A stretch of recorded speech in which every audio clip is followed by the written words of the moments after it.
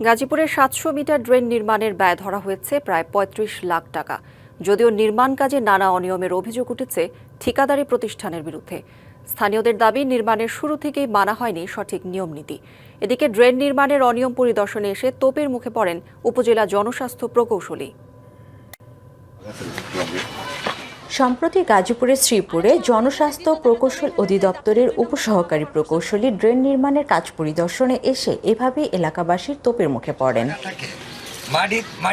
৩৫ লাখ টাকা ব্যয়ে কেওয়া পশ্চিম খণ্ড এলাকায় ৭০০ মিটার কাজের টেন্ডার পায় এসআর কর্পোরেশন নামক ঠিকাদারি প্রতিষ্ঠান। ৩ মিটার প্রশস্তের ড্রেন নির্মাণে ব্যবহার করা হয়েছে নিম্নমানের সামগ্রী। ইট, বালু ও ঢালাইয়ের কাজে গুণগত মান সঠিক না থাকায় ক্ষুব্ধ এলাকাবাসী। কোয়া এবং আপনার ইট এটি যদি ভালো না থাকে তাহলে তো কাজের মান ভালো হবে না।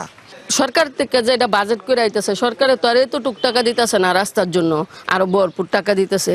তো তাদের কাছ থেকে আস্তে আস্তে টাকাটার অঙ্কটা কইমা যখন আসে তখন তো এইখানে কাজেগুলা এরকম নর্মাল হইবই।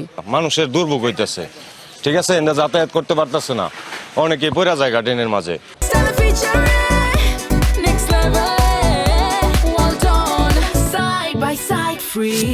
এদিকে নির্মাণ খাতে অনিয়মের খবর নিতে গেলে অফিসে পাওয়া যায় না উপসহকারী প্রকৌশলী শুভঙ্কর মণ্ডলকে। চলমান কাজে অনিয়মের সত্যতা পেয়েছে গাজীপুরের জনস্বাস্থ্য প্রকৌশলী অধিদপ্তর। নির্মাণ সামগ্রী পরিবর্তন করে নতুন করে কাজের নির্দেশ দিলেও তা মানছে না ঠিকাদারি প্রতিষ্ঠান। পুরাতন ইট ব্যবহারের একটা চেষ্টা করতেছিল, সেটাও বন্ধ করে দেওয়া হয়েছে।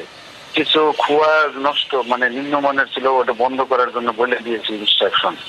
আর কয়েকটা স্ল্যাব ভাঙা ছিল অন্য জায়গায়, সেটাও মেরামত করে নতুন স্ল্যাব বসানোর জন্য বলে দিয়েছি। উন্নয়নের নামে যদি নিম্নমানের কাজ হয় তাহলে জনদুর্ভোগ কমার বদলে বাড়বে বলেই মনে করছেন সচেতন মহল। Mahmuda Sikdar, DBC news, Gazipur.